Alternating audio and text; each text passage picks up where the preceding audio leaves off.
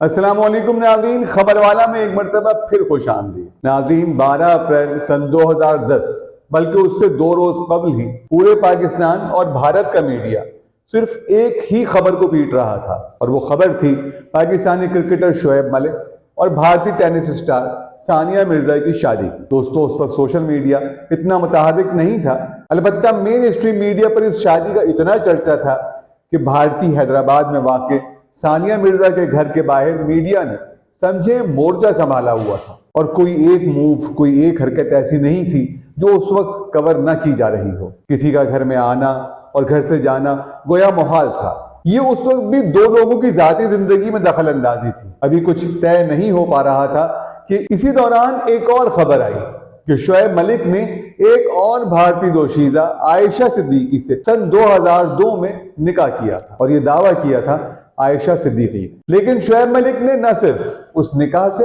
बल्कि आयशा को पहचानने तक से इनकार कर दिया था। आयशा ने निकाह के सबूत पेश किए और ये तनाजा इतना बड़ा कि नौबत कचहरी तक आ गई। फिर शोएब ने आयशा नामी अपनी मनकुहा को तलाक दी और सानिया से शादी की। शोएब मलिक के मुताबिक 2001 के आखिर में शोएब मलिक और आयशा सिद्दीकी के दरमियान पहला राब्ता हुआ। शोएब मलिक ने टाइम्स न्यूज नेटवर्क को इंटरव्यू में बताया था कि सन 2001 में उन्हें आयशा नामी खातून का फोन आया जिसने खुद को उनकी मद्दाह के तौर पर मुतारिफ कराया।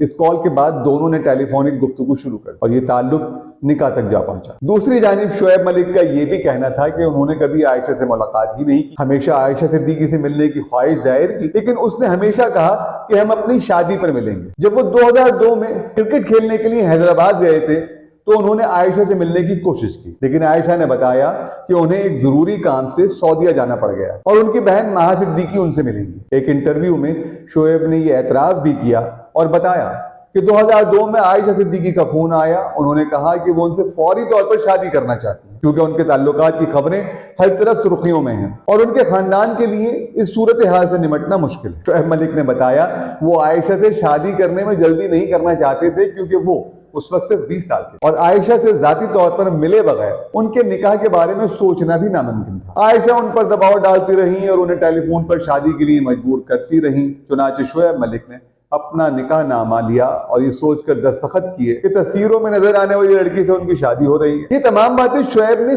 खुद बताई और इसके बाद शोएब ने आयशा सिद्दीकी, जो महा सिद्दीकी के नाम से भी जानी जाती थी, को तलाक दी और फिर सानिया से शादी की। शोएब और सानिया के दरमियान तलाक के हवाले से काफी वक्त से सोशल मीडिया पर खबरें गर्दिश कर रही थी, मगर दोनों ने इस खबर की कोई तरदीद या तस्दीक नहीं की। लेकिन गुज़िश्ता कई दिनों से सोशल मीडिया पर तूफान बरपा हो चुका है। ताज्जुब की बात यह है कि सानिया मिर्जा से ज्यादा इस तलाक का दुख सोशल मीडिया चैंपियंस को है। सानिया मिर्जा और उनके खानदान ने इंतहाई बुर्दबारी का मुजाहिरा किया और इस खबर को सिर्फ उतना ही मौजू बनाया जितनी जरूरत थी, क्योंकि ये बहरतौर उनका जाती मामला था और इस पूरे मामले में ये नजर आ रहा है कि यकीनन शोएब मलिक एक नाकाबिल भरोसा शख्स। जाते जाते इतना जरूर कहूंगा कि शोएब मलिक ने 2010 में भी झूठ बोला था, लेकिन वक्त ने साबित कर दिया कि वो एक दिल फेंक शख्स है कि जब उन्होंने बगैर देखे एक लड़की से निकाह कर लिया, उसके बाद एक सुपरस्टार से उनकी शादी हुई, लेकिन वो एक भंवरा साबित हुई। इखलाकियात ये कहती हैं कि किसी भी शख्स जो अपने मुल्क और कौम की नुमाइंदगी कर रहा हो,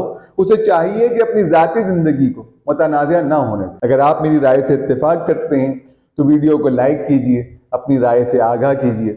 मुझे दीजिए इजाजत और जुड़े रहिए खबरवाला के साथ।